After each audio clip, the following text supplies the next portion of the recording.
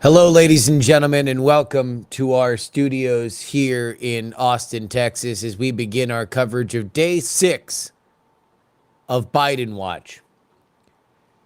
We've got all the latest Bidenwatch updates from our satellite bureaus around the world, covering what looks to be one of the most remarkable stories that I have covered in my distinguished history as a broadcast journalist. Indeed, a sitting president of the United States on a glide path to the nomination for his Democratic Party now sits at a crisis point. Will Joe Biden be the president by the end of the weekend, let alone at his Chicago convention? We will bring you all of the details as they unfold, beginning with this. A memo signed by Jen O'Malley Dillon, one of the heads of the Biden campaign, saying that their internal polling shows a static race, while warning that a New York Times Siena poll, one that nobody has confirmed is even real, will show a bigger swing in this race. That would be bigger than the CBS poll, which previously had Joe Biden up 1 point nationally, now down 3. There is no doubt there has been a meaningful shift in the polls. Nothing outside of the margin of error, but in this horse race world, we're going to count all the little whiskers on the snout, no matter what. What I would encourage everybody to do is not take any one single poll seriously. They are not meant to be taken seriously pixel by pixel. What you want to look at is the larger picture.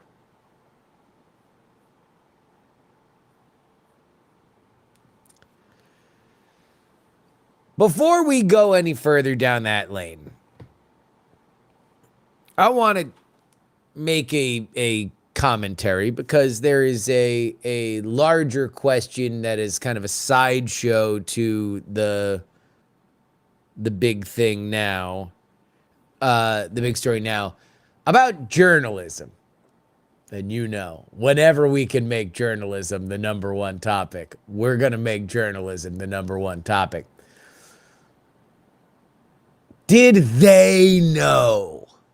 Did they know? The journalists, did they know? Did they hide this?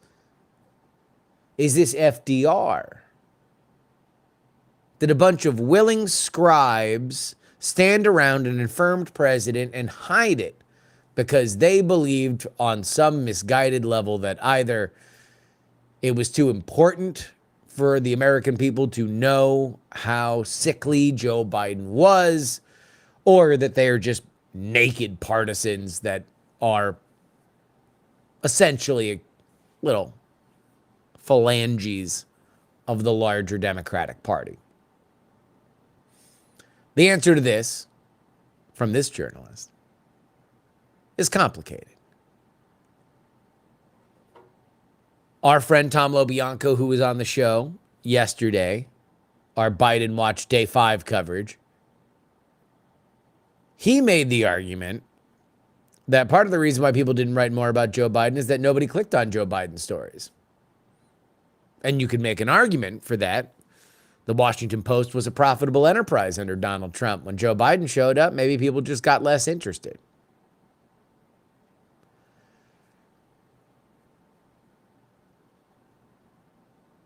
Wife? Oh. I thought you were coming on the set. No. No, you just want to grab a... Which camera is it? That one? Yeah. This one here. That one. Yeah. Here, I'll say hi real quick. Okay. But so you don't get banned. Hold on. Oh, yeah, wait. You have to put on... Oh, yeah, you have to hold a weight so she can wear... Okay. Hi. There we go. All right, no, that's enough. Too much. Too much. Okay. Okay. All right. Turn it off. Take it off me. Okay. Take it off. All right. I love you. I love you.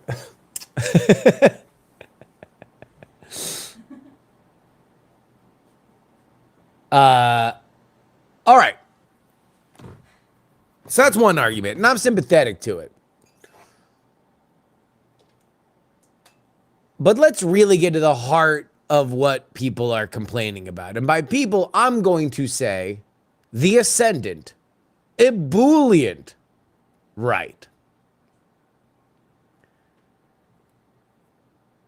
There was an excellent tweet today that Donald Trump not saying anything while the Democrats are ripping each other apart is unnerving. This was a conservative partisan that tweeted this. It's like the moment that the velociraptor learns how to use a door handle in Jurassic Park. There's a level of discipline to this campaign that is different. And beyond the fact that the numbers are good for Trump, beyond the fact that the Democrats are openly considering trying to replace their engine on their F1 car while they're going 157 miles on a straightaway. You probably go faster than an F1 car. Anyway,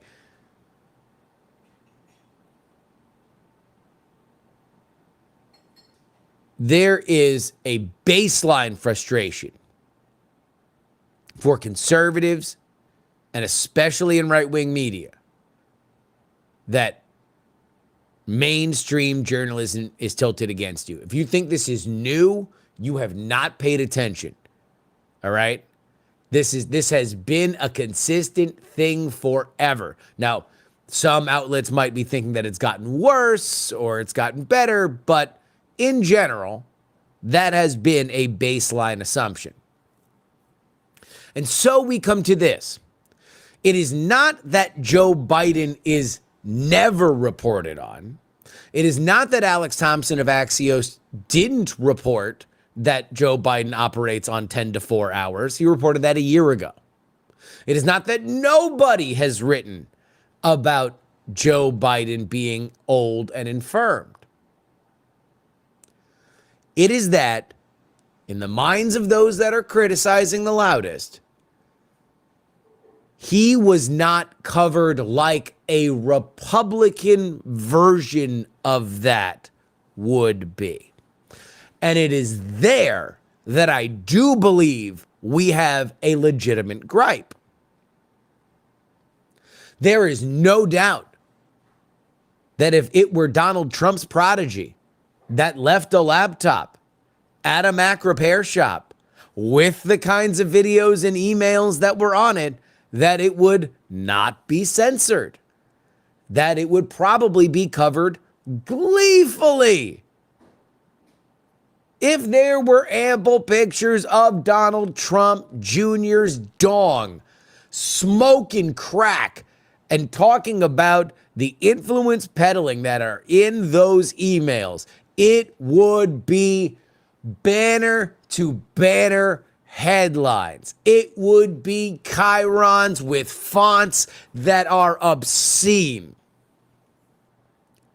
Round the clock coverage. I have no doubt about that. Why do I have no doubt about that? Because we saw coverage of Trump for far littler things get the same run out. Donald Trump saying that Haiti is a shithole country is an unnamed accusation. Nobody put their name on that. They didn't trot out to a bunch of different networks. It was just a report of a thing that was said. Do I think it was said? Yeah, probably. But still, much less proof. Not hard proof on a hard drive like we had for the Hunter Biden's laptop story. And so if you're going to say one of these things are not like the other, the question is, if Donald Trump were only to be operating as president from 10 to 4, would it have been covered differently? I don't think that there's much of a question. But that's the heart of the matter. The heart of the matter isn't whether or not Joe Biden's decline was covered at all. It's whether or not it was covered like if Joe Biden was a Republican.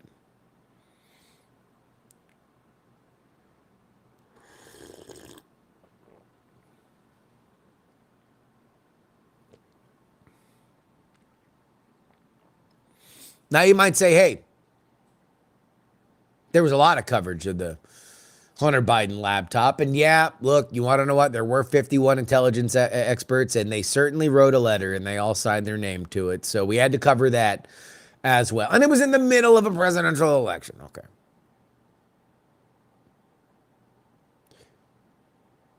To which I would say,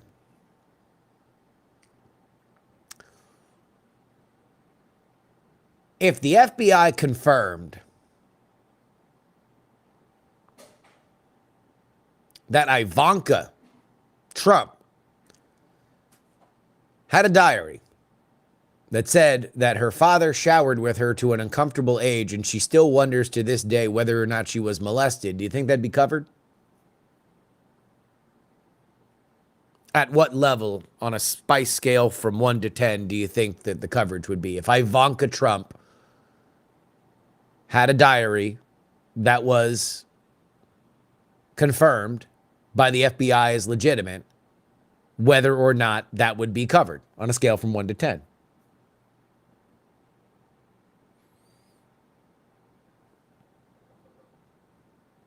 Because Joe Biden's daughter, Ashley, has a diary confirmed by the FBI where she says the same thing.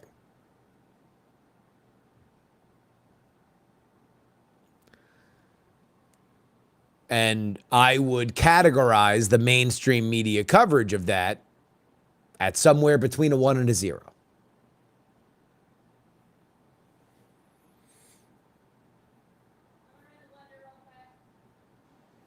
Okay.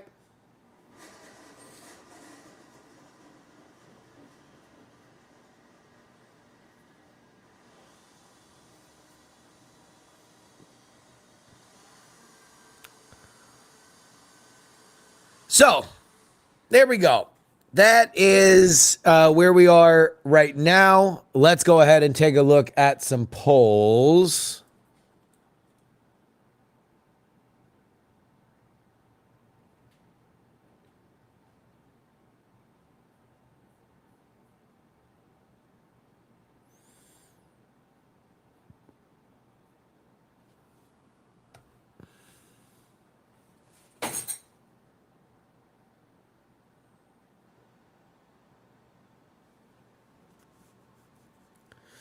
This is the new CBS News head-to-head. Joe Biden is down to Donald Trump in the head-to-head by 2. He is down 4 to Donald Trump in the 5 wide.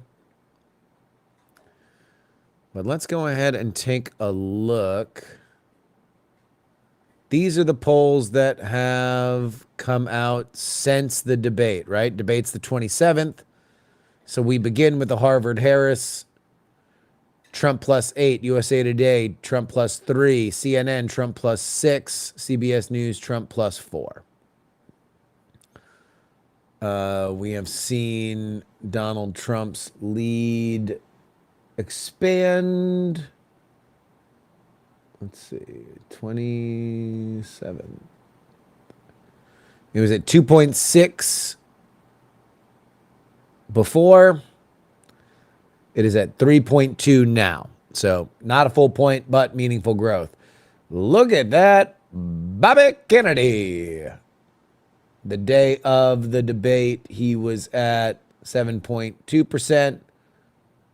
Now he is at 9.7. So we have seen a point plus jump for Bobby Kennedy. Meanwhile, Joe Biden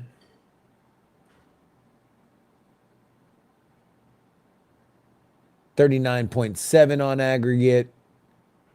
He is now at 38.6. Wait, hold on. Yeah, 38.6.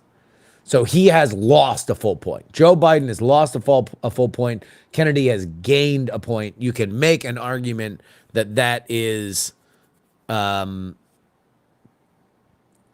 that's where we're seeing it. But let's take a look at the movement.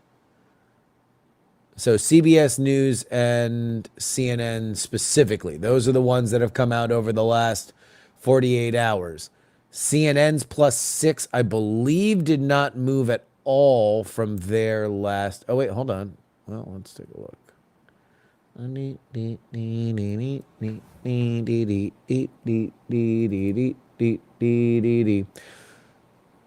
I guess the last CNN poll, the last 5 wide CNN poll that is recorded here was in May. Well, no, April, right? Yeah, March, April. That was Trump +9.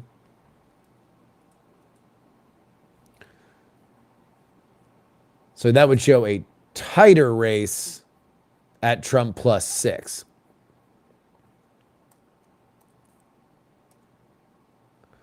CBS Trump +4. And that is the only CBS poll that we have seen in here. By the way, the eyes of the Ranger that you're going to want to keep on right here is that number, because this is apparently the one that the Biden campaign is afraid of. New York Times Siena, that is Trump +3. Let's take a look at the head-to-heads, because I think that might have been better.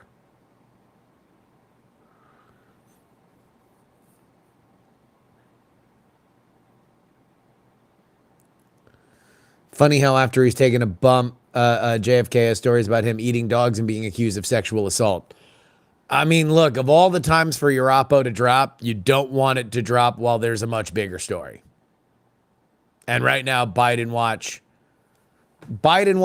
is the story. It's the historic story. It's the one with stakes. It's the one where we don't know exactly how much people inside the Democratic establishment are trying to push him out. Look at it like this. All the other stories. RFK ate a dog. Afuera! RFK molested some babysitter. Afuera! The Supreme Court gives immunity to Donald Trump and all other presidents. Afuera! Nothing matters. It doesn't matter. We're wondering whether or not a sitting president is going to get executed by his own party. That's all that matters. Otherwise, brother, we don't care. I'm just saying. We don't care. That's it. There is a capital T, capital S story here. That's it.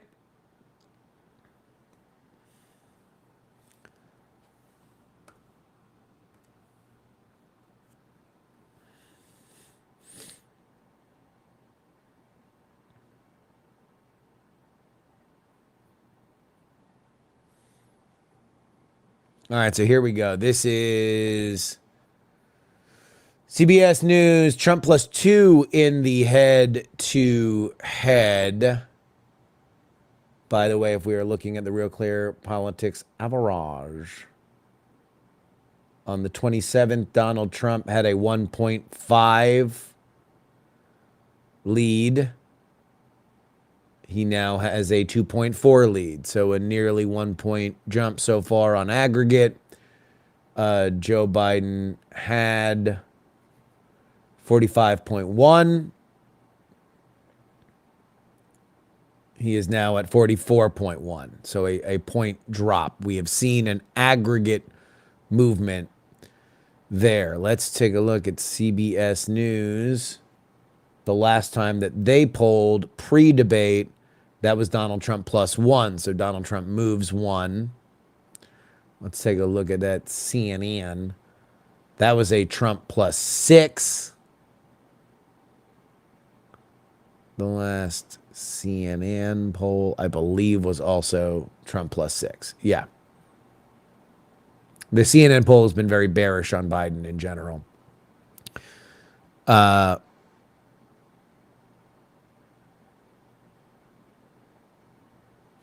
And so we await the New York Times Siena poll. I would not be shocked if we don't really see a ton of movement, because I don't think that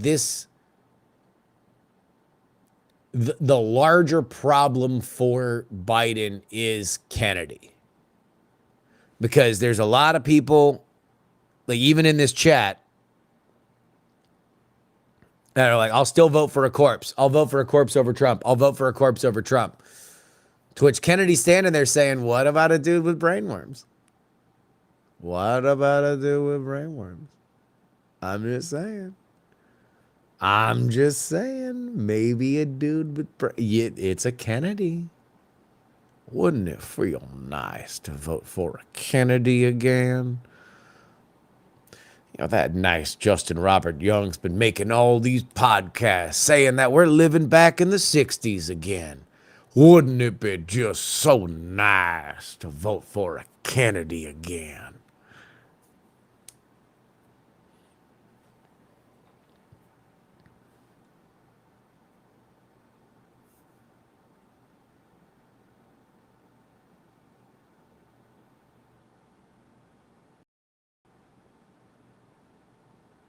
Oh shit.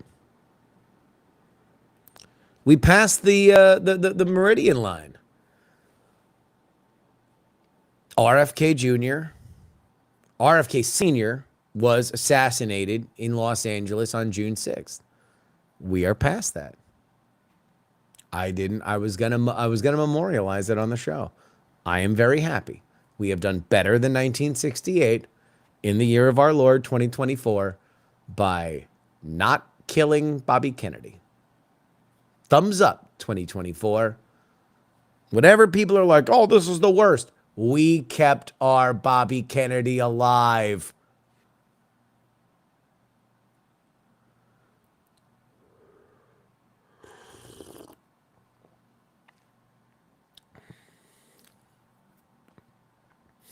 Is there a scenario that Kennedy could win?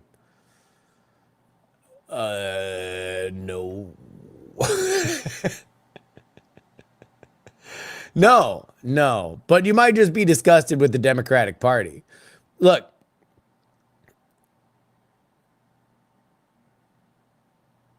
there's a real inflection point here now where the issue isn't simply, is Joe Biden going to win? I don't know if this is true, but it doesn't look untrue that this might be lost for the Democrats. For reasons that are global, we are now officially in the post-COVID period. What we have seen throughout the world is that citizens are mad about anybody that was in charge during COVID. Now, we're in a weird situation because we want to bring back the guy that we first kicked out because we were so mad about people that were in charge during COVID. But still, it's because we remember a lot of everything that happened before.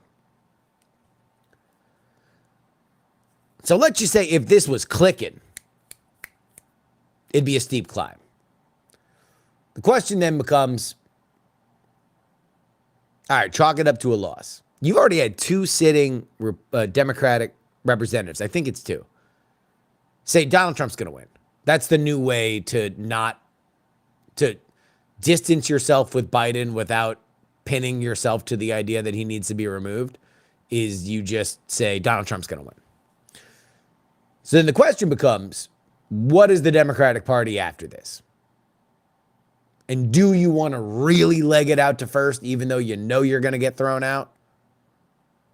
Or are you just going to live in this Biden boat?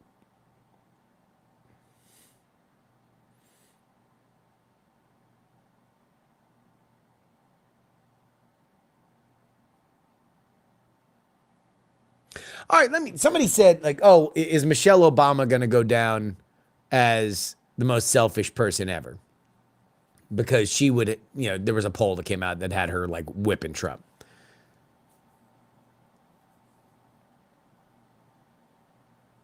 Leave that woman alone. Being a national politician with that spotlight on you is hell. You know, that's like asking somebody to just join the Olympics. You know, for all of the like, Donald Trump's just an idiot. Donald Trump's an exceptional campaigner. Donald Trump has the stamina to out. I don't think that there has been a race he's been in nationally where he has not done more events than his opponent. That stuff wears on you. That stuff grates on you, let alone what happens when you actually get the job. I don't blame anybody for not running for president, and I certainly don't blame Michelle Obama. And let's also understand this, that if she ran, then she wouldn't just be the fantasy. She would be a serious candidate that now has to get serious scrutiny. And guess what? Maybe you and your little grubby Michelle Obama hands wouldn't like her as much. Maybe you'd find something. Maybe she wouldn't be as great. Maybe the fact that she shows up every once in a while, does a speech, everybody likes it, and then leaves is the exact dose of Michelle Obama you want. And you don't want it every day. Leave the woman alone.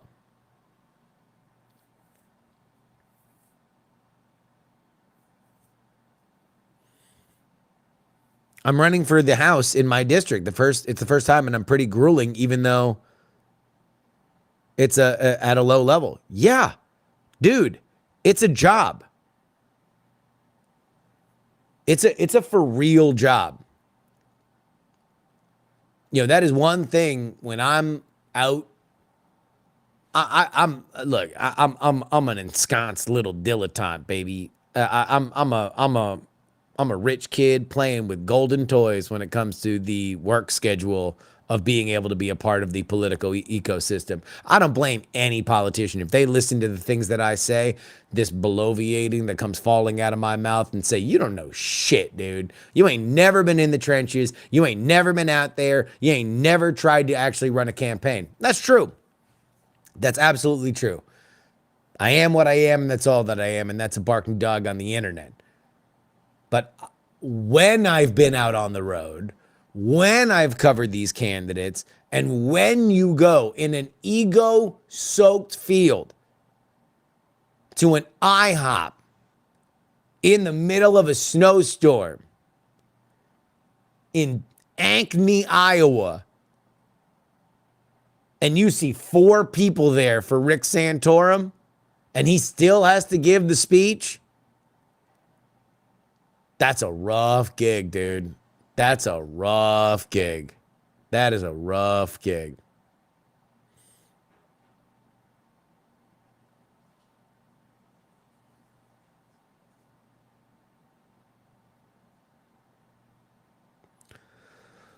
What does Kamala do with that Biden cash if the replacement isn't her? I mean, God, the conversations that have to be happening right now behind the scenes are brutal. Joe Biden's apparently sitting down with Kamala.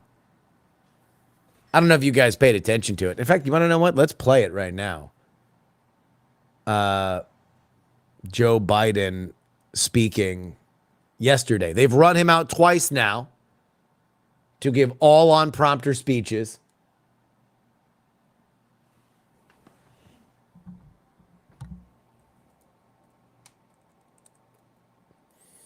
Biden speech weather. He's talking about the weather.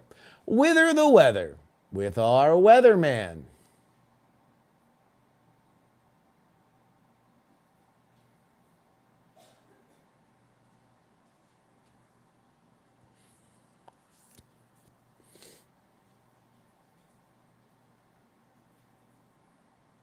Okay.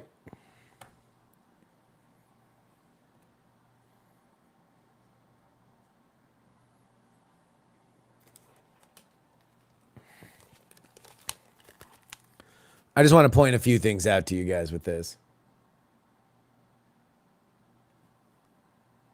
Oh, hold on. There we go.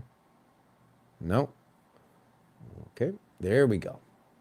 Everyone, we are honored to welcome President Joseph Biden to the district's Emergency Operations Center. We call it the EOC. We just came from a briefing with the president and members of his cabinet on extreme weather.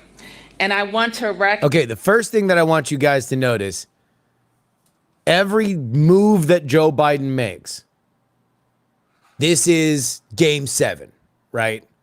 He knows the heat. He's giving a speech about the heat when he knows the heat. He's giving a speech about extreme heat when metaphorically that man is cooking. So just watch his movements, watch his charisma, watch what he is doing. What he is desperately trying to do is project confidence. That's the biggest thing he's doing, is he wants to project, hey, everything's fine. Nothing's bad. Everybody needs to calm down. Hey, we all got bad nights. You ever stubbed your toe on the way around the bed? Doesn't mean you can't get 8 hours. Wake up bright and early in the morning like our hard-working blue-collar workers do. Put on a hard hat and get back to work. And that's exactly what I'm doing. My toes sore, but I'm ready to put on my boot as soon as the cock crows. That's what he wants. and thank Secretary Mayorkas, who has been with us here at the EOC when we opened it in 2023. What is that face? It does look like a mask, doesn't it? Why isn't he smiling? Why isn't he? The trajectory of the mouth is down.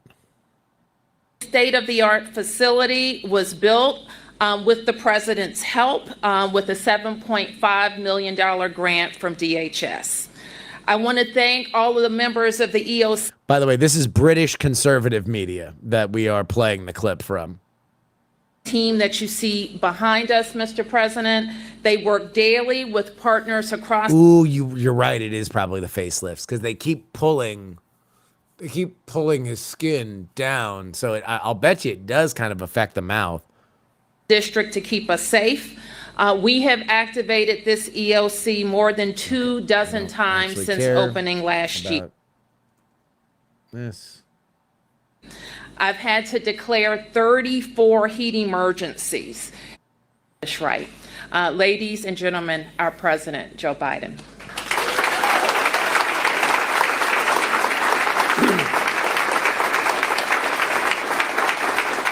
Good afternoon.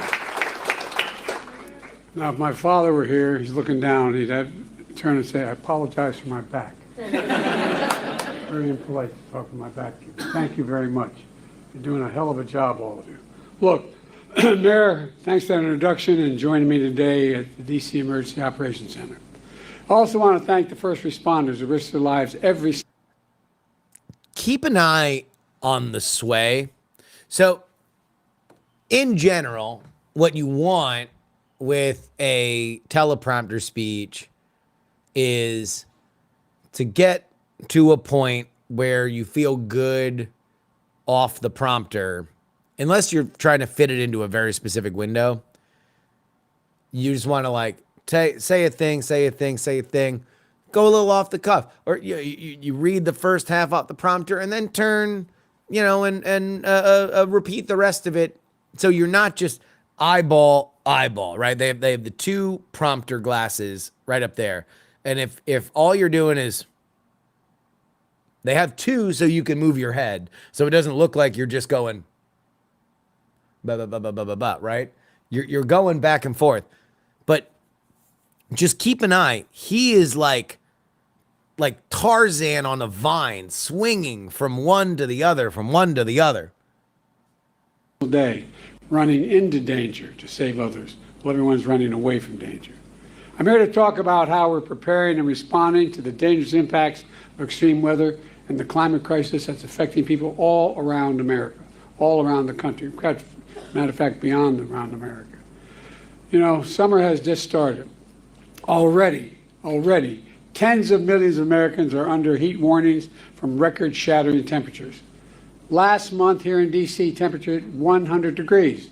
Oh. In Phoenix, Arizona, 112 degrees. In Las Vegas, 111 degrees. Above normal temperatures also are expected for much of the country in July, especially in central and eastern United States. Extreme heat, this is, I think, going to surprise a lot of people, not you all, but extreme heat is the #1 weather-related killer in the United States. More people die from extreme heat than floods, hurricanes, and tornadoes combined. Say that again, combined. More people die from. Did you catch it? Did you catch it? This has been a new thing. This has been a new thing that the Biden vultures, those who watch his every movement, that if he is eyeballing that prompter and he is so scared to get away from it, he's going to Ron Burgundy his own ass, and he is going to say just anything that's written on the prompter. Sometimes that's stage direction. Sometimes that is so you don't think that there's a mistake on the prompter. You have a little stage direction in the middle. Things like wait for applause or repeat the line. So let's listen to that again. What the hell? Yes.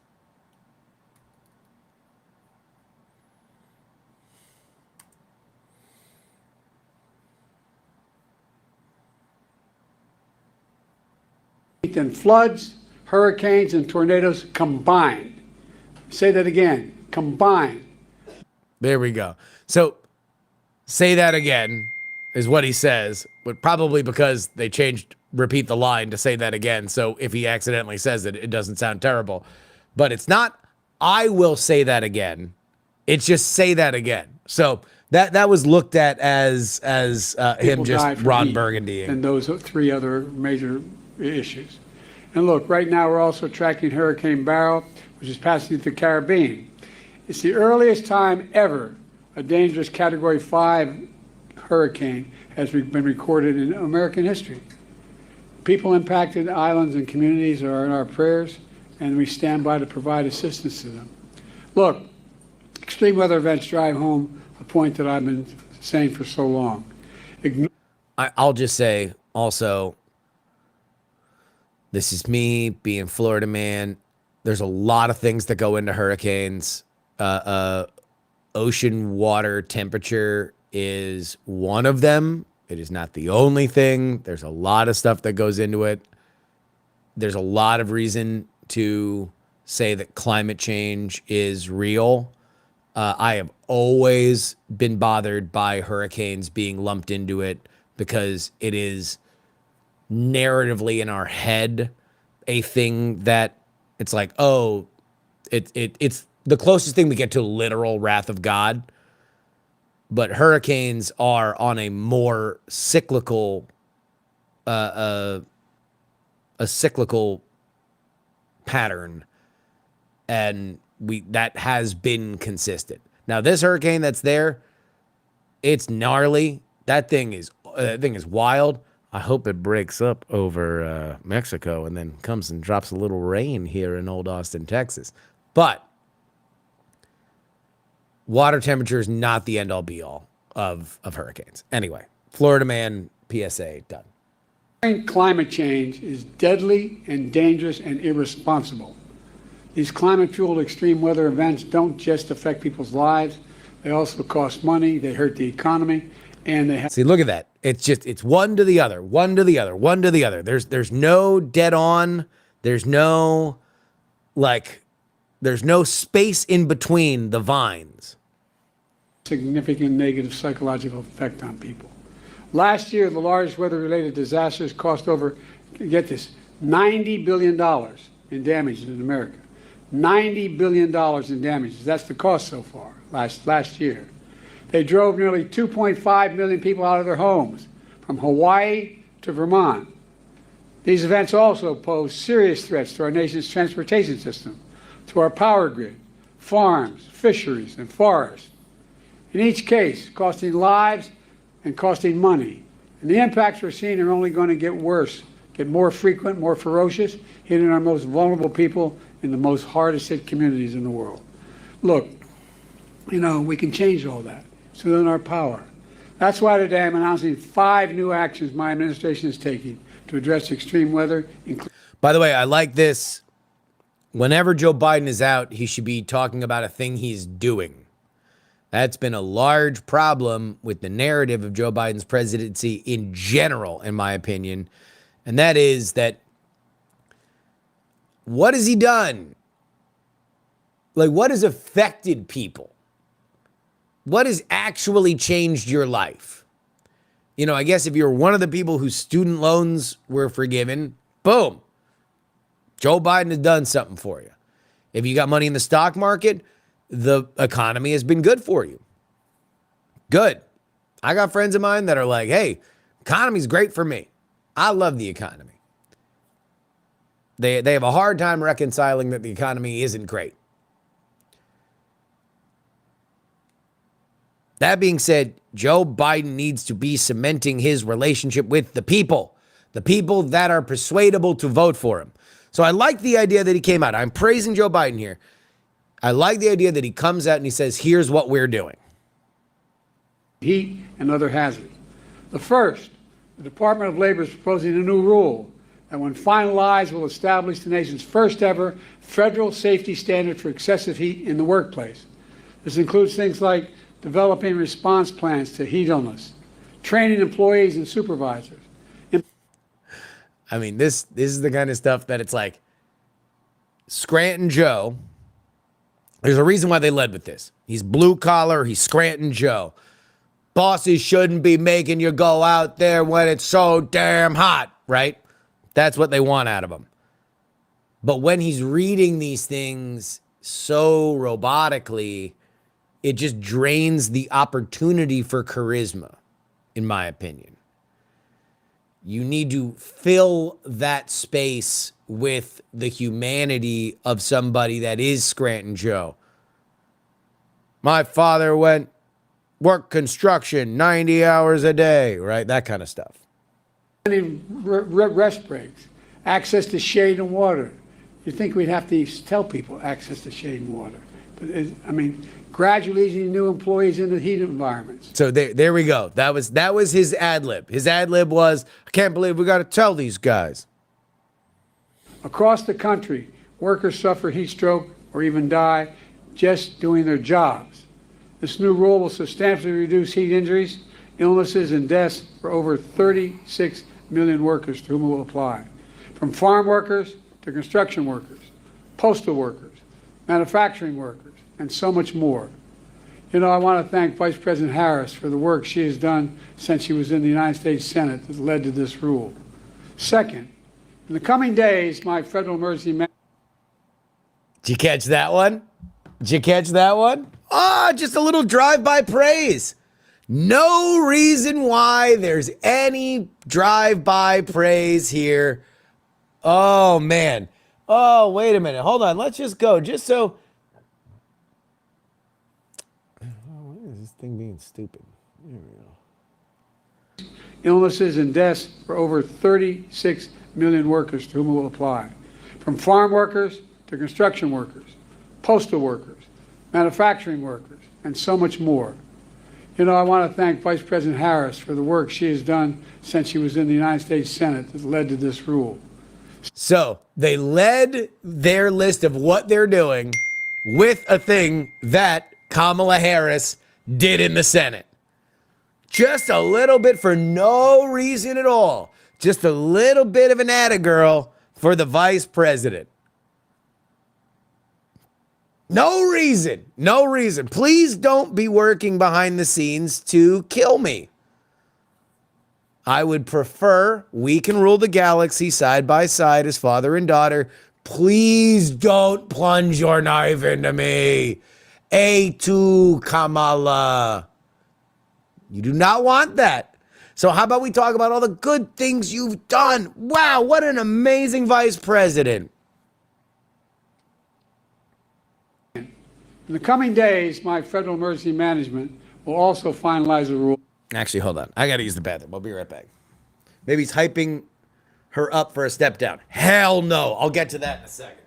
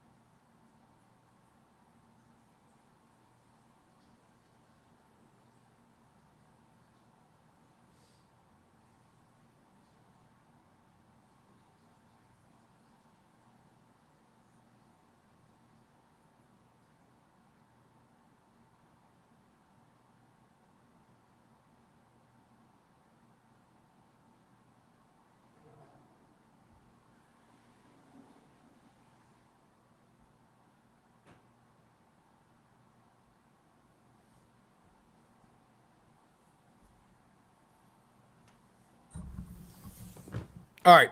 Why would Joe Biden not be hyping her up for a pass down?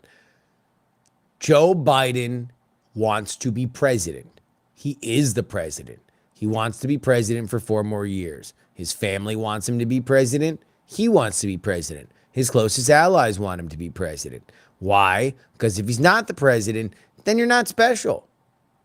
You're an ex-president. That's X amount of special. But when you have the opportunity to be a 2-term president, that's it. The rarest of air. You're at the top of the pops, baby. And there ain't nobody that will ever take you down.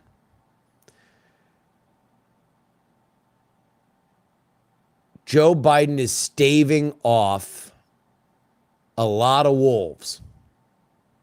He has the high ground. And we all saw how that worked out for Obi-Wan.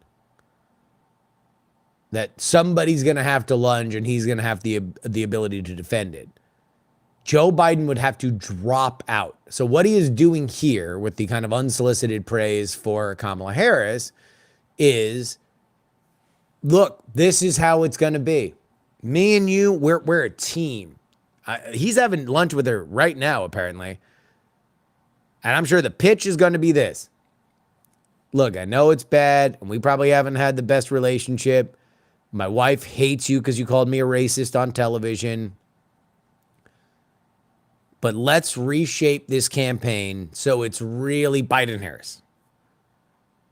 Biden-Harris, Biden-Harris, Biden-Harris. I want the D and the H to like bleed over into each other. We're going to do it together. I want to set you up. If I leave, this is going to be an absolute cluster. There's going to be screaming and yelling at the convention in Chicago, and it's your future that we're flushing down the toilet too. If we can pull this off, the great comeback kids, now you have a clean 4 years to really take the reins and then run again in 2028. You're going to be the unquestioned front runner. If you step out now and get stomped, then you're done. You're done. You're out of politics. That's his argument. But he wants to butter her up, so she takes it.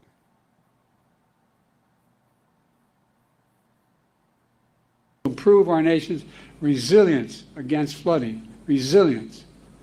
FEMA will now factor in the effects of future flooding for any federally funded construction project.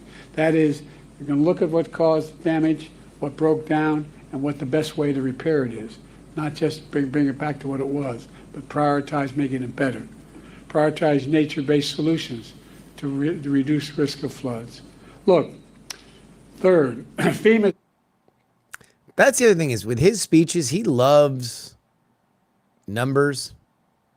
First, second, third, and he rarely gets to the end of it.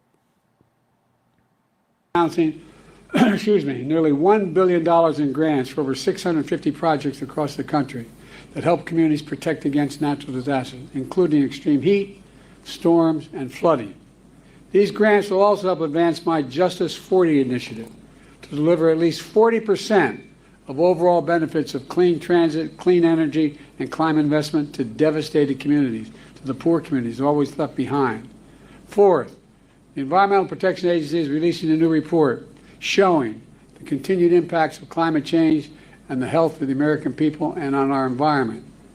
This report will help us prepare better, respond faster. All right, armchair quarterbacking. They want to throw Joe Biden out in front of cameras to show that he's alive.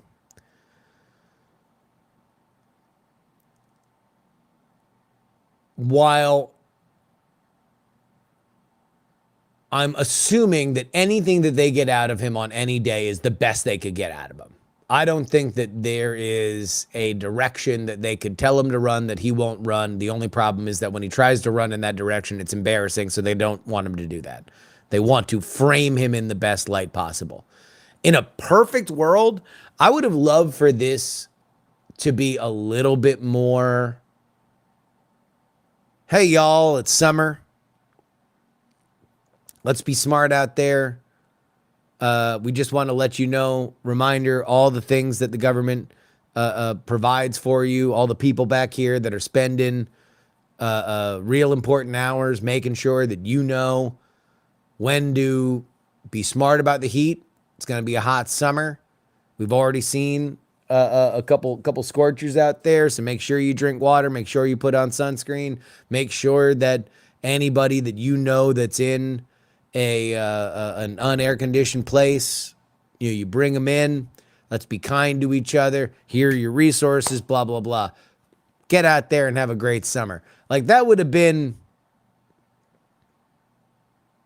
even if the criticism to that is that it's too flippant, you kind of want flippant now. Flippant at least breaks the fever of like, oh, panic, panic, panic, panic, panic. And then it's like, hey, sunscreen, kids. I don't know. Maybe that's too cute. And save more lives. And fifth, later this summer, my administration will convene the first ever White House Summer on Extreme Heat, bringing together state, local, tribal, and territorial leaders and international partners who are protecting communities and workers from extreme weather every single solitary day. Along with these actions, another reason why we're here today is to get the word out so folks know these resources are available to them and anyone who needs them. I was telling the group who briefed me earlier, my brother has an expression, Doesn't help that he just sounds like he's losing steam on a speech that I think lasts 10 minutes. Know how to know. We think everybody understands government. It's complicated. We want the American people to know help is here, how to get that help. Follow the guidance from local leaders and public safety officials. Stay indoors, somewhere cool if you're vulnerable. Be careful on hot pavement. Know the signs of heat stroke like headache, nausea, and dizziness. And always have water with you whenever you're outside this summer. Today's announcements build on historic action my administration has already taken to address extreme heat events. We launched a new website, heat.gov. Let me say it again, heat.gov, that shares life-saving information and links a new heat risk tool to help communities forecast extreme heat. Just enter your zip code and see the heat forecast not only generally, but in your community where you're living. And we'll get back to exactly what the heat forecast for your neighborhood is.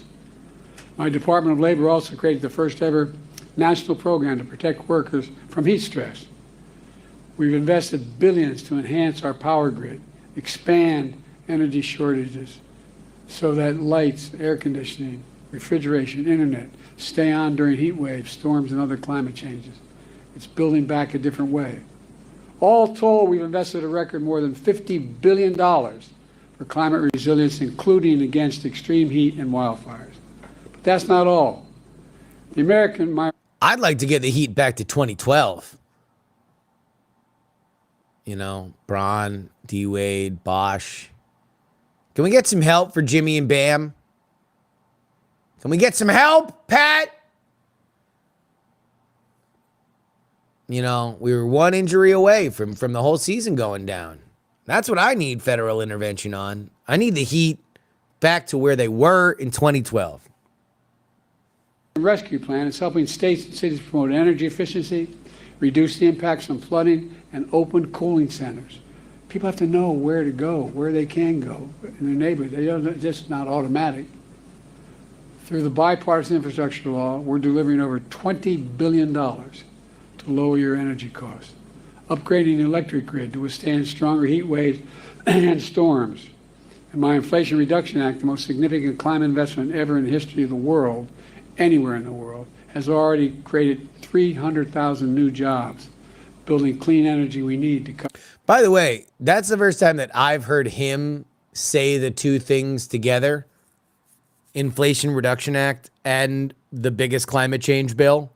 Because normally they refer to them, it's like, oh, have we worked on inflation? It's like, yes, well, we passed the Inflation Reduction Act. And then it's like, if they want to talk about environment, it's like, well, we passed the biggest climate change bill.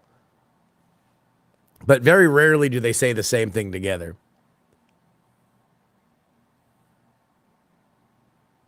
Emissions and to lead the world. Unfortunately, my predecessor and the MAGA Republicans in Congress are trying to undo all this progress.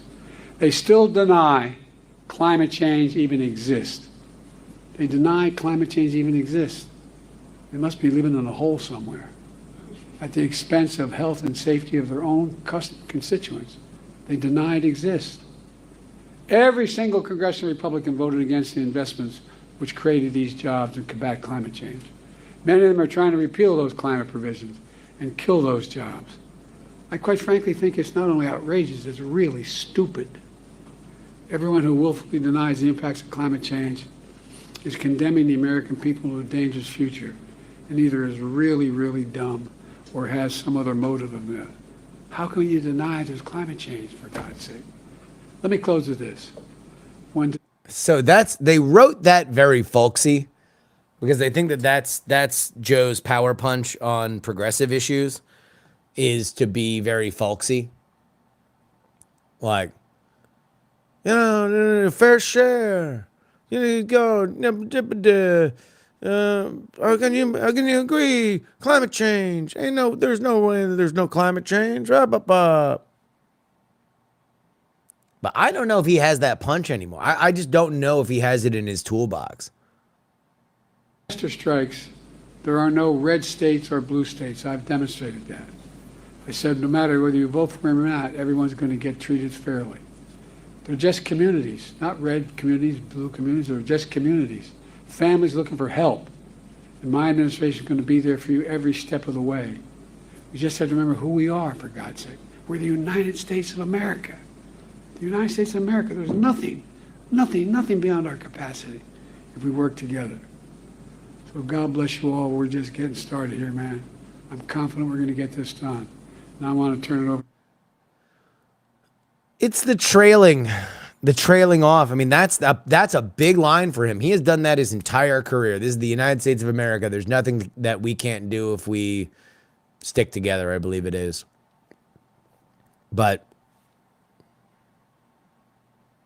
Osborne, director of the acting director of DC Homeland Security and Emergency Management Agency, to tell you what his team's incredible work is doing on the front lines for extreme weather events.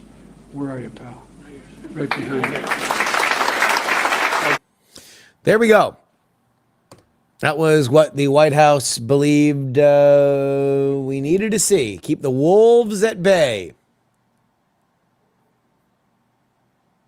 For the record, I think about 15 minutes later, Lloyd Doggett, my representative in Congress, representing the Central Texas region, including my neighborhood in Austin, became the first sitting Democratic representative to call for Joe Biden to step down from his nomination.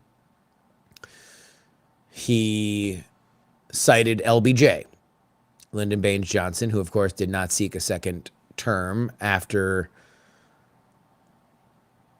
he saw bad clouds over the horizon when it came to his handling of Vietnam and his challenging his challenges in the primary. There are apparently 25 House Democrats that are saying they will say a similar thing if they don't see anything change. We've seen both Nancy Pelosi and Jim Clyburn in the House do a little hinteroo at Nancy Pelosi said on MSNBC yesterday that both candidates should take cognitive tests. Jim Clyburn said that he would support Kamala Harris if Joe Biden stepped aside. Like, that's day after the war kind of stuff.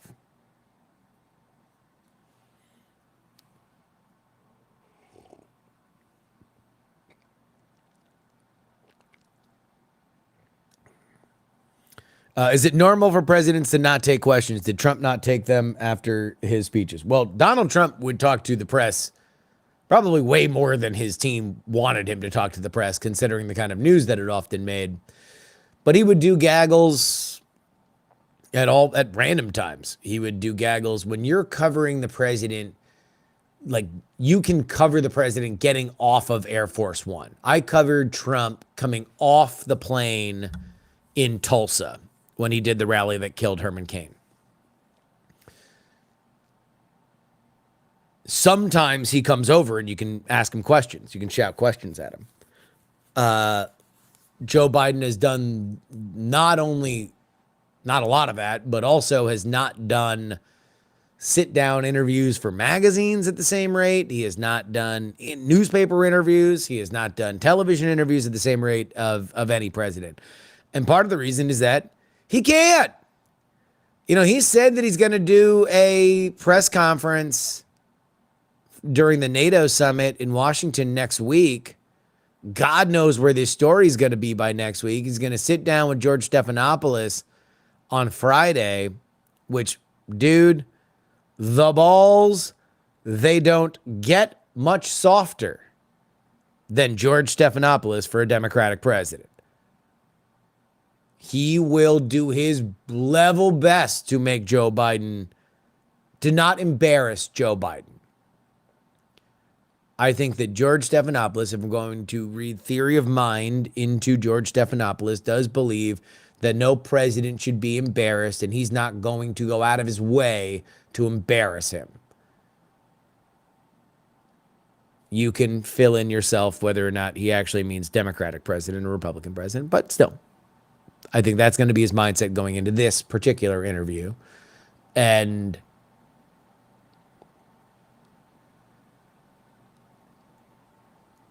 if it's in the golden hours, the brunch zone for Joe Biden, that's when his brain works best, is in the brunch zone, 10 to 4.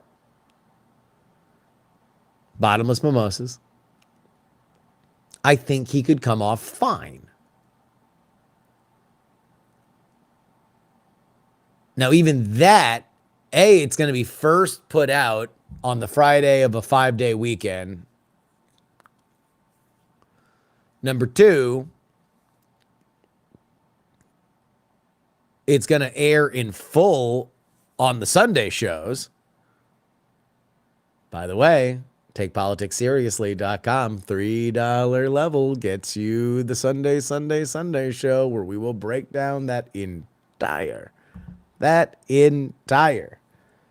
slate of Sunday stuff.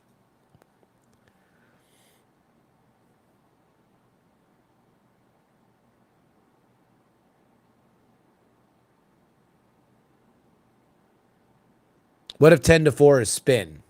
Might be. I've said for a while that, look, I think it's in the way that you use it. It comes and it goes for Joe Biden. He's got good days and bad days. I think that the inner circle knew that they were hanging on by a wing and a prayer when they sent him out last Thursday. I think they knew it was bad. And here's the reason why I think they knew it was bad. They showed up to the debate 15 minutes before it was ready to go.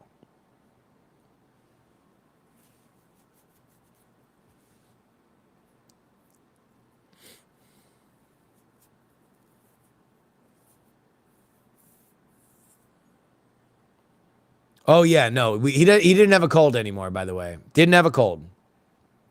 Didn't have a cold.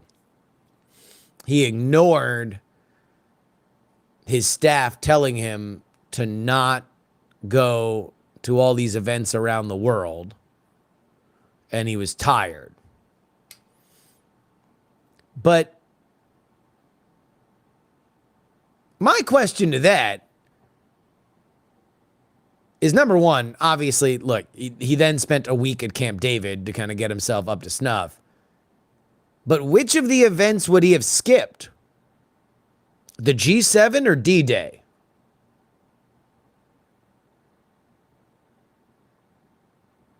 Which one now, knowing what he knows now, that he bombed the debate, which of the two events would he have skipped? Which of the two European events would he have skipped?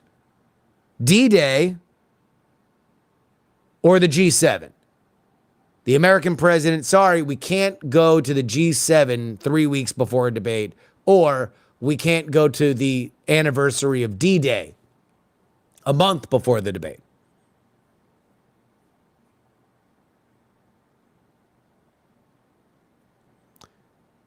Because I don't know if you guys have brushed up on your Wikipedia entry of D-Day, but there's one starring country.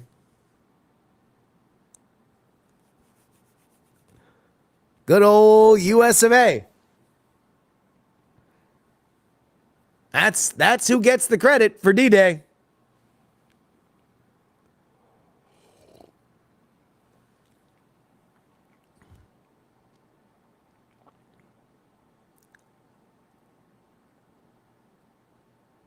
There are signs that the wheels are really wobbling on that campaign.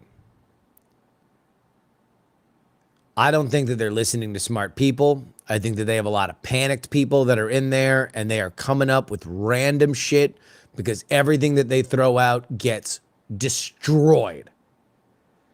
And here's the reason why. They don't have a central narrative.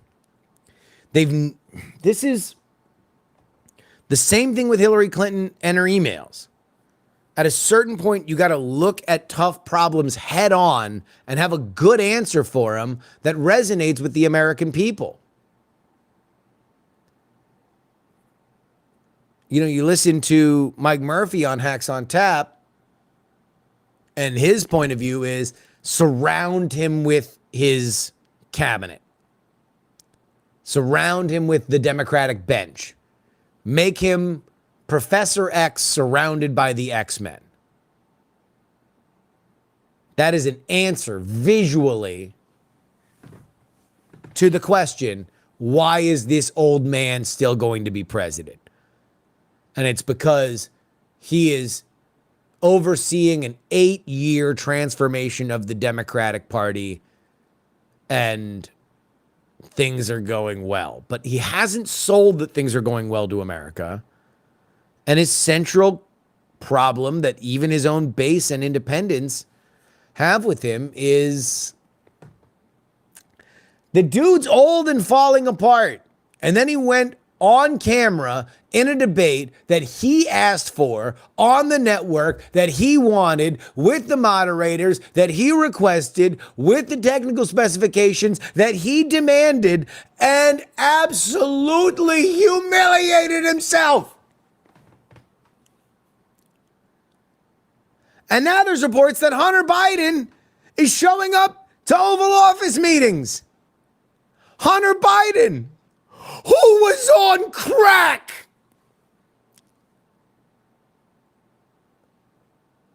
And we don't know whether it's because he wants to shield Joe from AIDS or he wants to be a part of the decision making. But the fact that nobody in that orbit is standing up and saying, no, convicted felon Hunter Biden.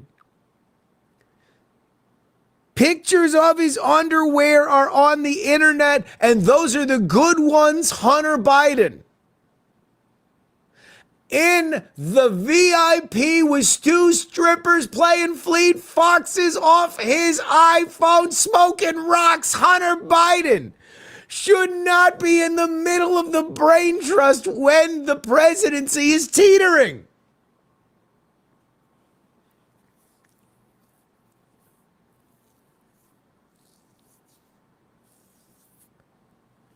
That's AIDS with an E at the end, not all caps that Hunter would be shielding him from.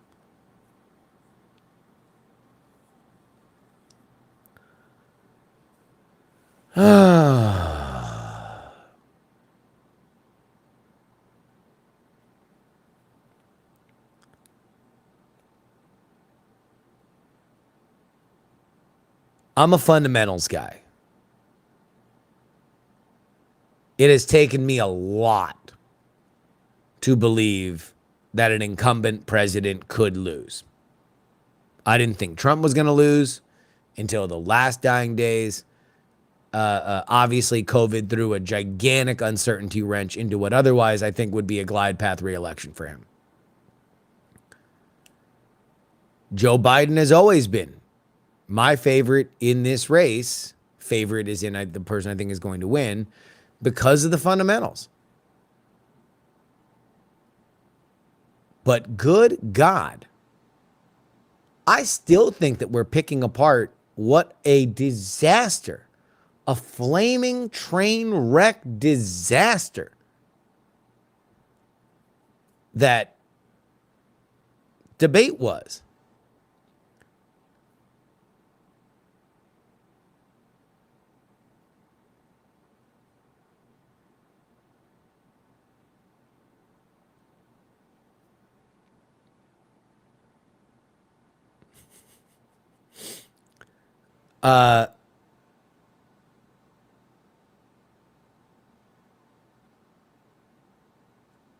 And you watch MSNBC. So I got my quad, right? I got my Ozymandias quad. Which, I don't know. I feel like I might need to put another TV just right behind me that just has the quad on it as well, so I can never be without it.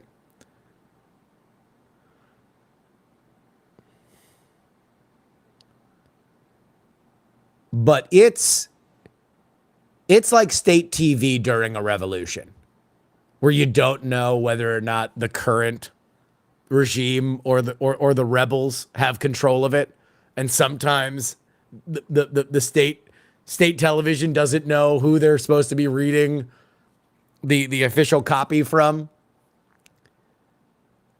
So Monday, it looked like the restraints were back on. Mika Brzezinski begins Morning Joe. Let's break down all the 37 lies that Donald Trump told during that debate.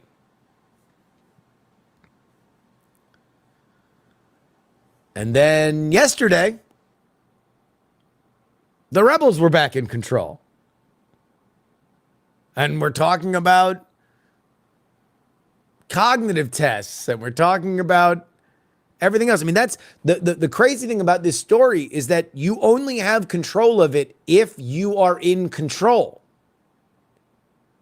You have to be demonstrating that everything's fine. And what it seems to be from reporting and reading tea leaves is that the White House isn't talking to anybody. They are bunker mode, baby.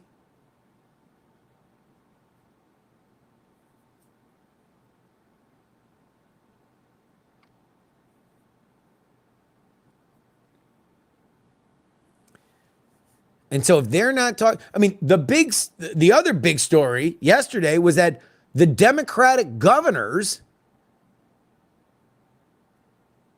said that they haven't heard from him. And they're going to go meet with him this weekend because they need to hear it from his own mouth. We got this. They haven't.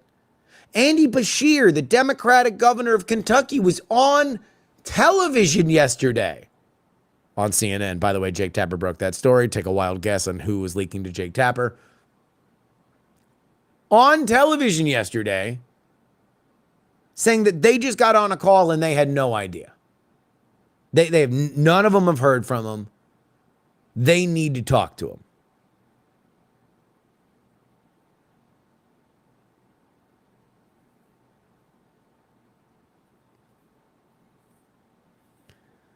I'm not surprised they're turtling. Who are they supposed to talk to? Everybody has an agenda.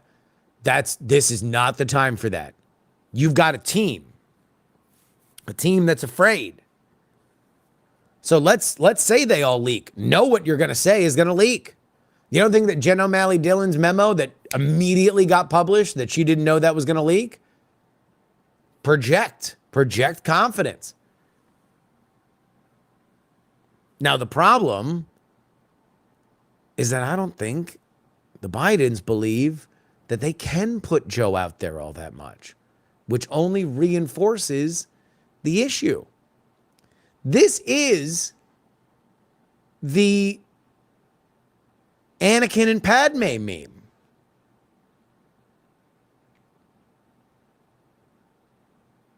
Like, this is Anakin in the field saying, I'm going to stay in the race no matter what. Padme smiling. Oh, it means that your brain melting on camera was just an aberration? And then Anakin just being like, no. And Padme saying, you mean it was just an aberration, right?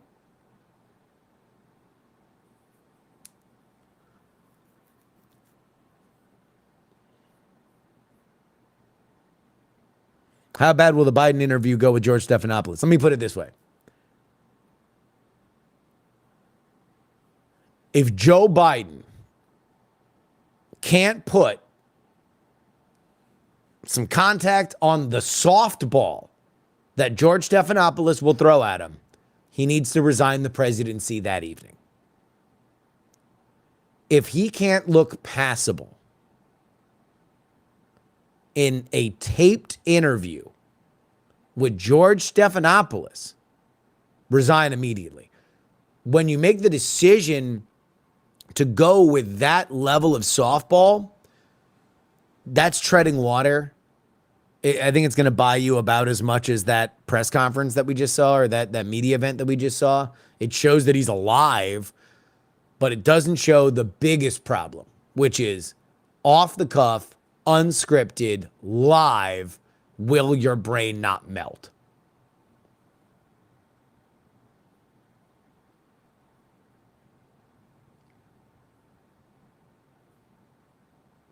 Yeah, the interview won't air and he'll resign. If it doesn't go well for Stephanopoulos.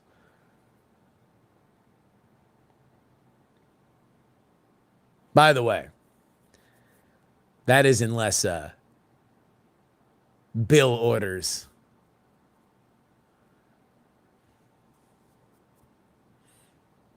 Bill gives the order. George,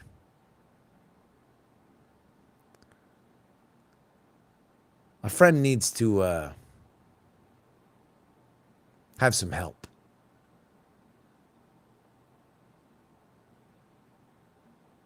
You got it, boss. And then George Stephanopoulos just goes like, just rabid. Like, President, do you have Parkinson's? When did you know, and why did you hide it from the American people?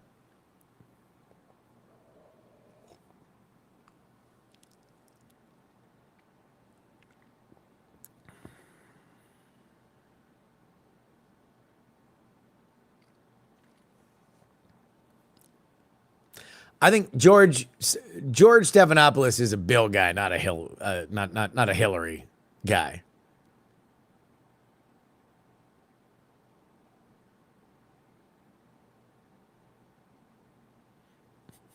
What if Biden announces he wants Kamala to take over, but then with his dying breath, Jill hears that it's Hunter, and also there's dragons? Man, they made brothels not sexy in that show. And also, it's like they just went to a brothel because they were horny. Like, that's like kind of not the point of Game of Thrones. Like, people are just at brothels. Like, interesting people are at brothels. I don't know. House of the Dragons, kind of House of Dragon, more like it.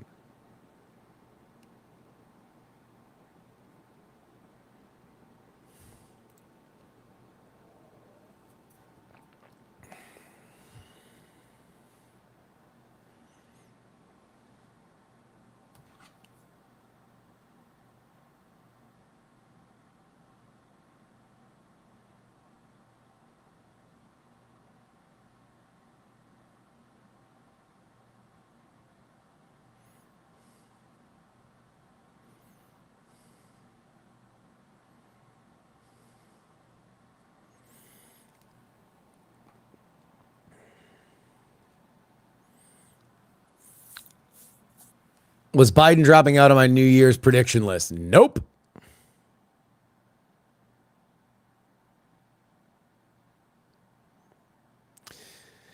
We're not wrong for this week. Actually, that was literally Heaton and Jen talking to me on the We're Not Wrong group chat. We're going to be bumping the recording time back in half hour because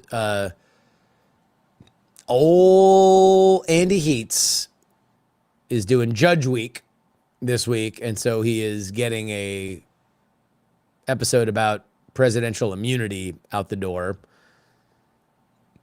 But this week, as requested,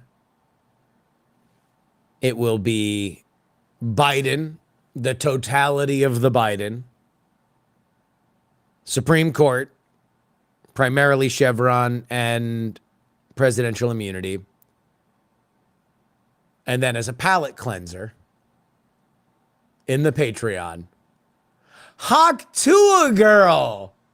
We're talking about Hawk Tuah girl. She's got an agent now. She's a new multimedia superstar. Brian update. Brian is feeling a lot better. We will be doing Great Night tonight, barring any kind of health setback. And then we should be doing what's it called tomorrow as well.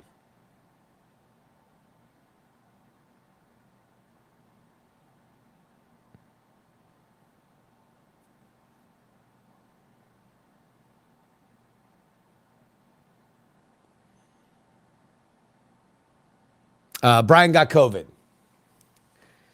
And it was bad too. He was out. I called him a couple times over the last few days, and he was like, he had been asleep every time I called him, and he was really going through it.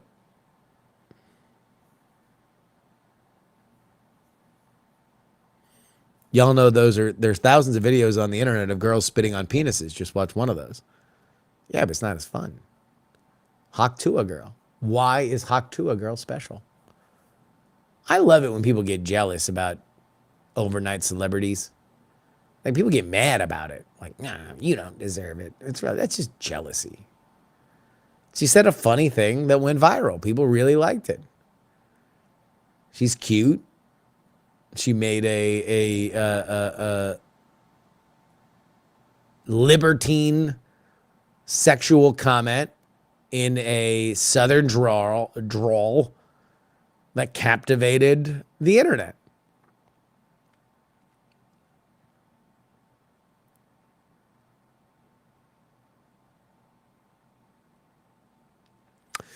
So this is going to be great. This is the reason why I'm doing it on We're Not Wrong. It's just so I can explain it to Heaton and Jen.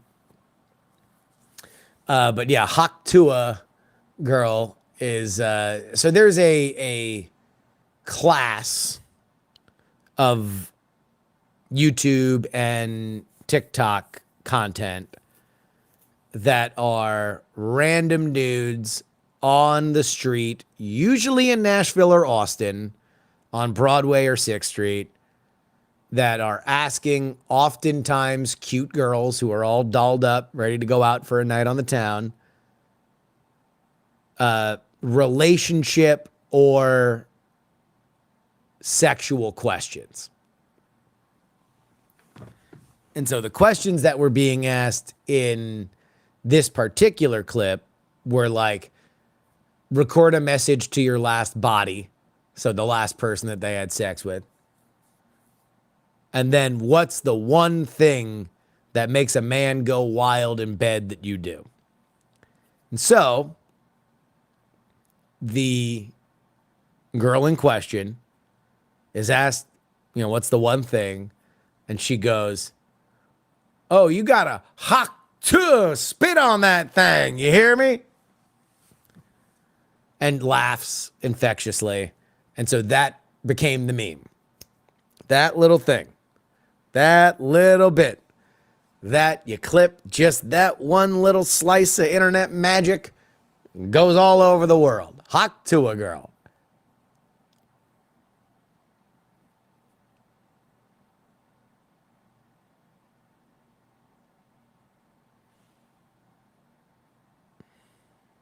Oh, yeah. And then she became a political thing because on her first podcast interview,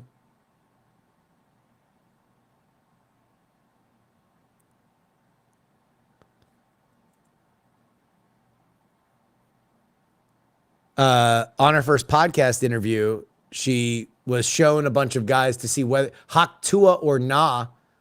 And she was shown Donald Trump, and she said, that's a no from me. And so both right and left were like, she's made her decision. When it's like, no, it's whether or not she would blow him. Anyway.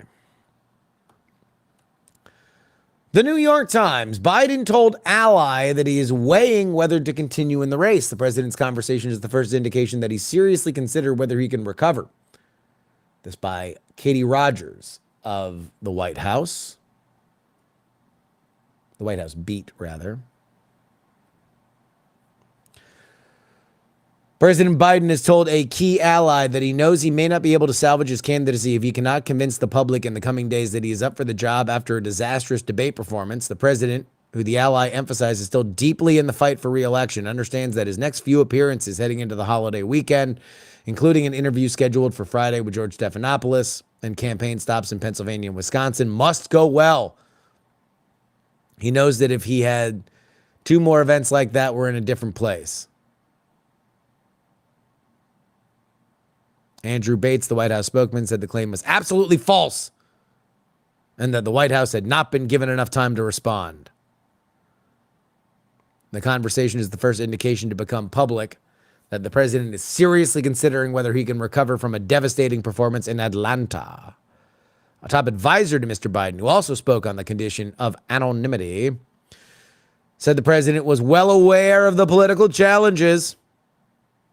Campaign officials are nervously watching polls, recognizing that bad numbers could fuel the crisis.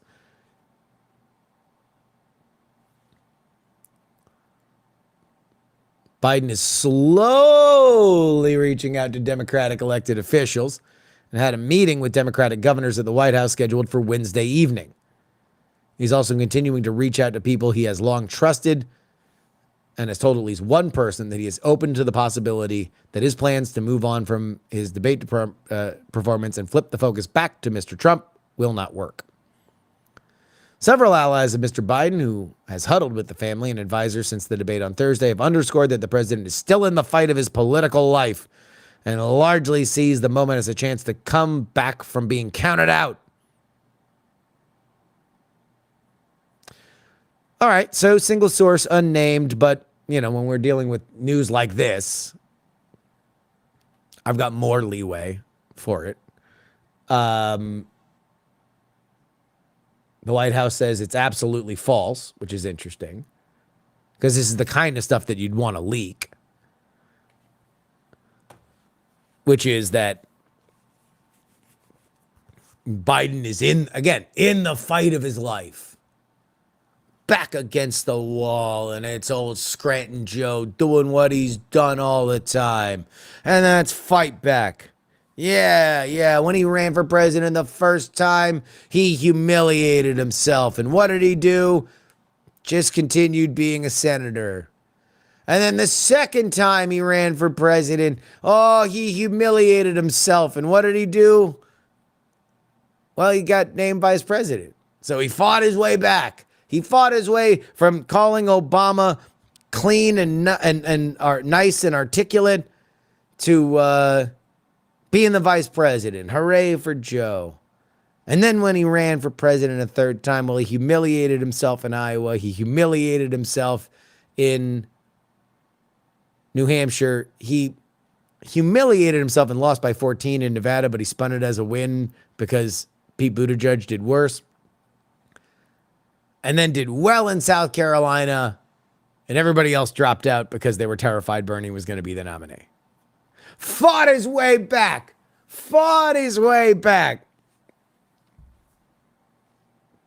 Let's not leave the plagiarism out in that first run. Well, yeah, he did. And he threw his staff under the bus.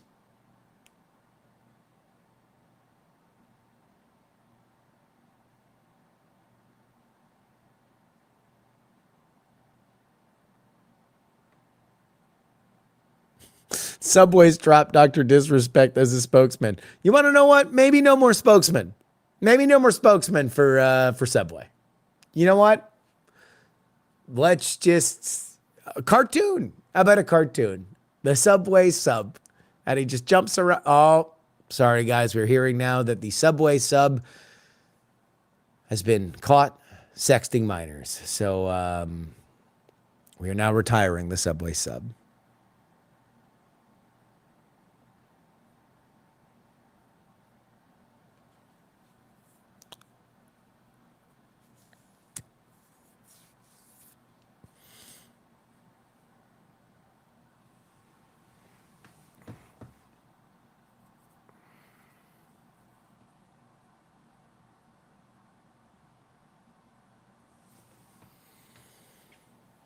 Yeah.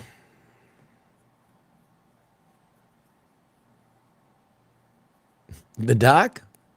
The New York financier?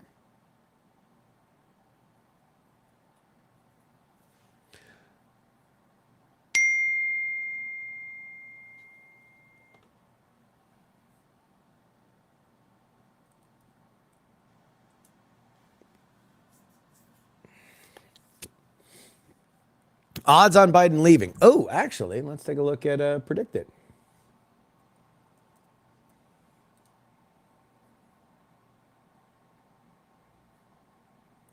Oh, baby. Take the Irish teens however you want, but right now, Joe Biden is an underdog to win the Democratic presidential nomination. Kamala Harris is the favorite to win the Democratic presidential nomination. Dude, I might buy Biden.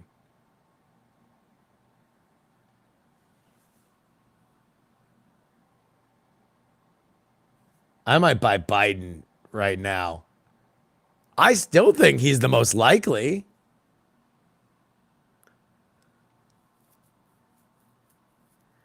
It is not too late in the process. No.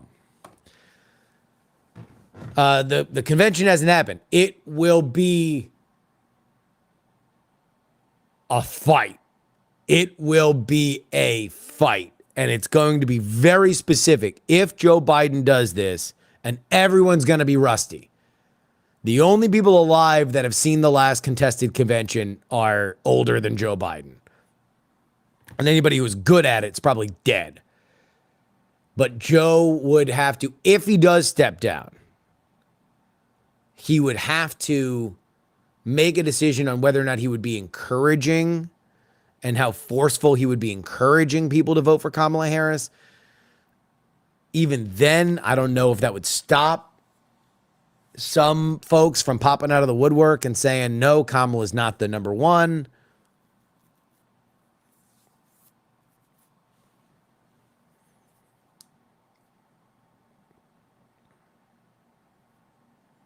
Either way, you're going to have people yelling and screaming because we've yet to see the oppo. Like if this opens up, if we open up the pit on this shit, dude, Kamala, Gavin, Gretch, Pritzker, Pete, Whitmer, they're all going to start knifing each other. And the first thing about Kamala is going to be, what did she know and when did she know it? Joe Biden had to step down in the middle of a presidential campaign. What did she know about Joe Biden's mental decline and when did she know it? She is complicit in a cover-up. That's what Gretchen Whitmer is going to be saying.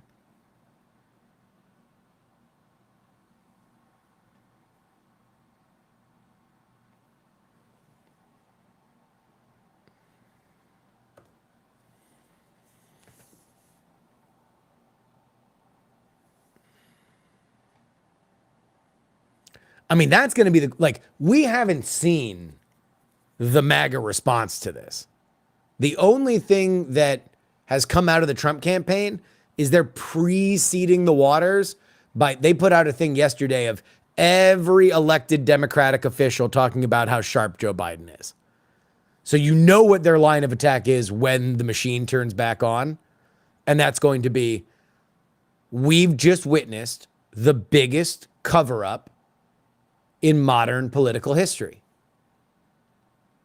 The Democratic Party is complicit in a cover-up of Joe Biden's mental decline. This is a scandal, the likes of which we have not seen in over 40 years. So the question for everybody in that cabinet, the question for everybody in that White House, what did you know and when did you know it? Who hid, who's complicit, and when were you just following orders?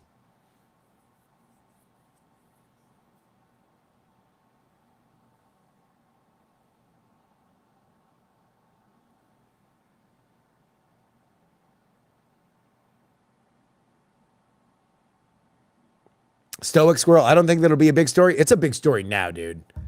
Dude. It's a big story now.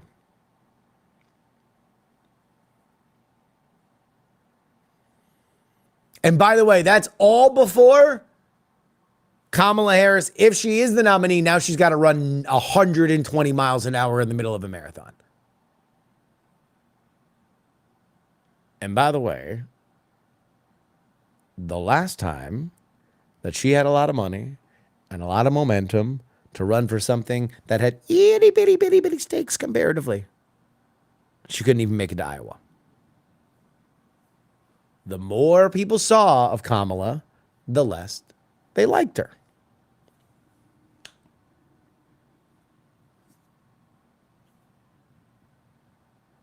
The migrant crisis.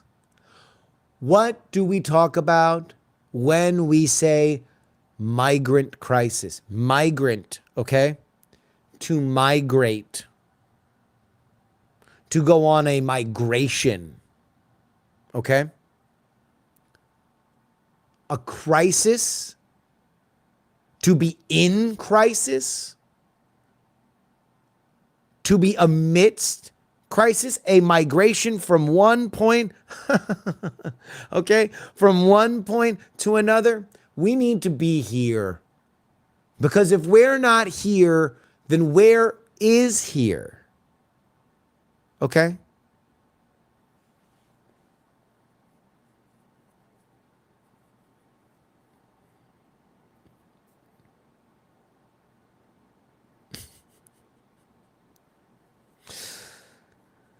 Who would Kamala pick as a VP? That's an actual screaming match at the convention.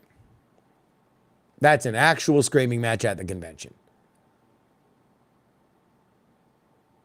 And I think that might get voted on.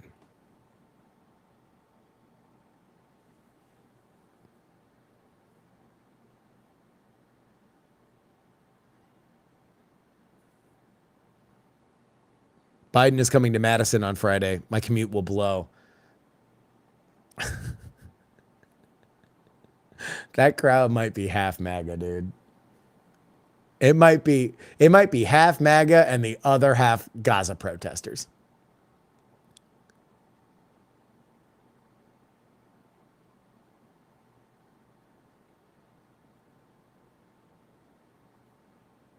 Kamala and Newsom are both from California. They hate each other.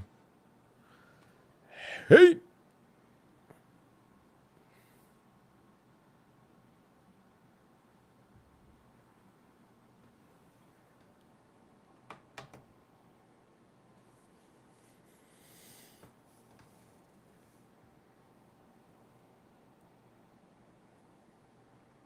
Warren, an all-female ticket. There's a great line. Number one, Veep is real life. Veep is real life. Veep is real life. Kamala Harris has long been compared to Selena Meyer.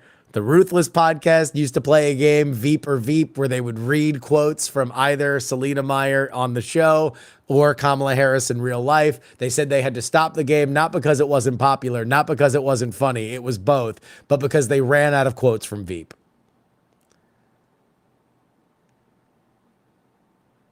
The third and fourth seasons are about the president not being able to continue and the vice president getting a truncated term before she runs for president again. I'm not going to spoil what happens. I'm not going to spoil what happens.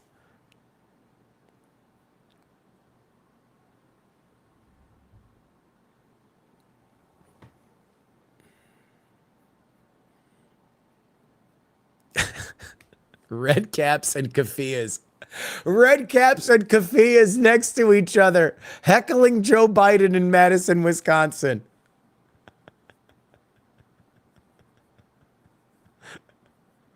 I never thought that I'd heckle Joe Biden with a Hamas sympathizer. I never thought I'd heckle Joe Biden with a fascist. Aye, what about you heckle Joe Biden with a friend? Boo!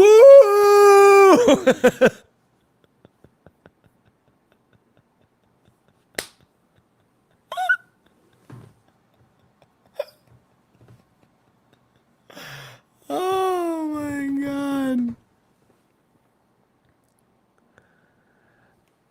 God. So I should watch Veep. You should watch Veep. Veep is one of the funniest shows ever. It is one of the shows that, especially when I'm on the road, it'll just be in rotation. I'll just never stop watching it. I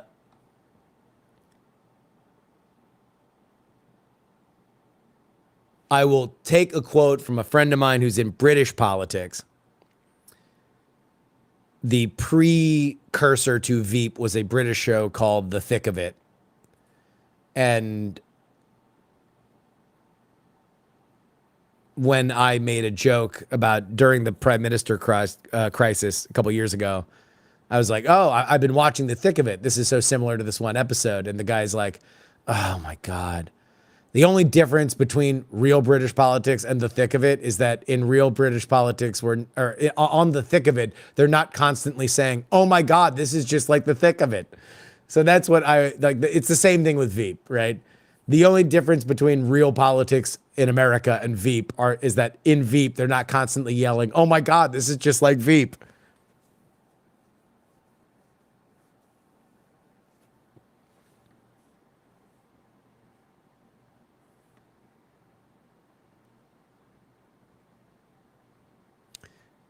Who does Gloria want to run? I have not dared even talk to my mom about politics since the debate. I have not talked to my mom about politics. She was so fucking wound up. I just don't. We're just going to focus on her being a Nona for the third time, a darling, beautiful granddaughter that will bring her peace and serenity, that will guide her through this election.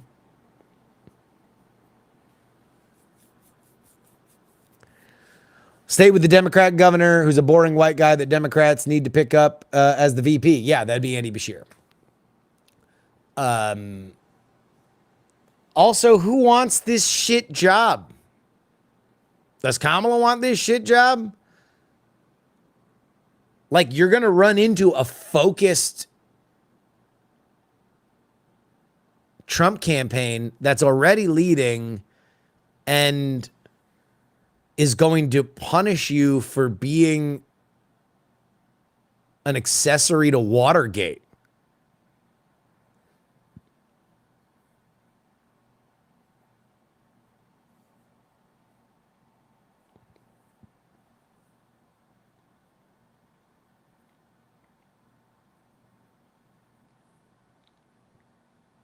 I'm not doing that to my mom. Guys, Joseph, I'm just telling you. I love you guys. I owe you guys my career. I will talk about politics as much as I possibly can. I will redline in this world. And I bring on my mom because my mom is a good sport, and she oftentimes has very interesting kitchen table kind of observations, but she is fucking panicked and I'm not going to exploit my mom. I will do anything for Patreon subscribers. But I won't do that.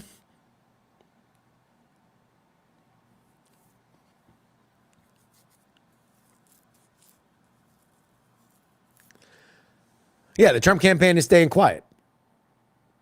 They ain't doing shit. It's wake up, turn on MSNBC. Is Biden's name on the Chiron and not Trump's? Hit the links. Do-doom, do-do-do-do-do-doom, boom. If you like pina coladas, whack. For getting caught in the rain, blender. If you're not into yoga, just writing, Kamala, what did you know? When did you know it? Scratch it out, write it again. If you like making love at midnight, man, let's see if we can get 5 people on the golf cart. Woo! In the dunes of the Cape. Hole in one. Wham.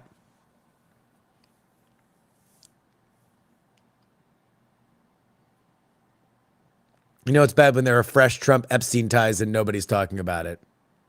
Nah, that was known. I mean, there were a couple calls. It looked like they were both trying to buy the same property. I don't look, the Trump Epstein thing is, they both live in Palm Beach. They're in rich guys in Palm Beach circles.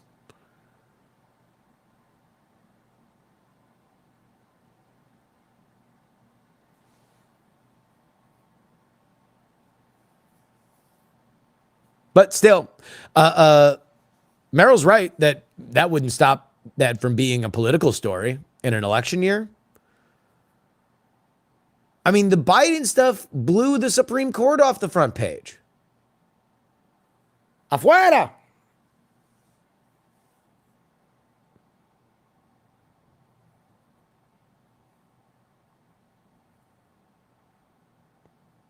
Can I say this also?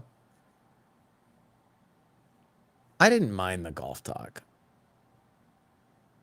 If the golf talk were part of a debate that were more substantive, I think it would actually be fun. I think there's enough dudes who play golf that the guy who lies about his handicap is a fun meme.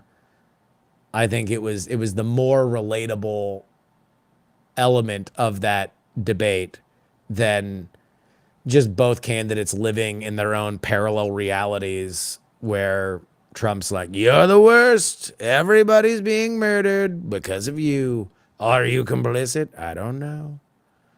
And Joe babbling about how he's killing Medicare and sisters are raping sisters. And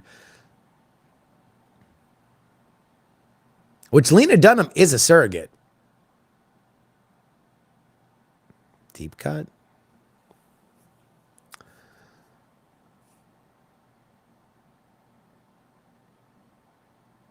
But yeah, I mean, like when Joe Biden's like, you said Hitler had good ideas. It's like, what the fuck?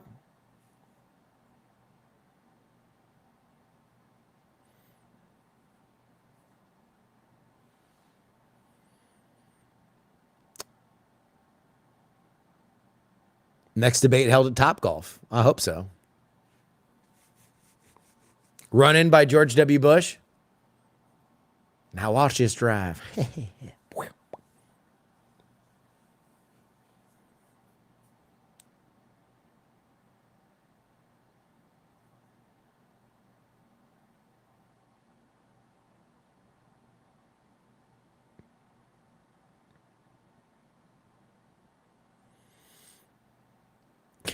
The next debate will be held at noon on a Saturday. They're going to play it at noon like it's a Big Ten game. Oh boy. All right, guys. We're done. We're done. We're done today. Bidenwatch. Our coverage of Bidenwatch Day 6 is over. We continue to watch Joe Biden, and we will throughout the holiday. I hope everybody has a great Independence Day, a great July 4th, whether or not you are here or abroad. If you are here in the bosom of the greatest nation on earth, then please enjoy everything that it has given you. Buy some fireworks, light them off dangerously, grill some dogs. Just have a good time. Have a good time. If you're outside of the United States, if we were talking to anybody that is beyond our borders, then please use Thursday to live like an American. Make everything about yourself. Eat more calories than most nations ever in history. And look at yourself in the mirror and say, you want to know what? I am number one. Till next time. Likely stream Friday. Likely.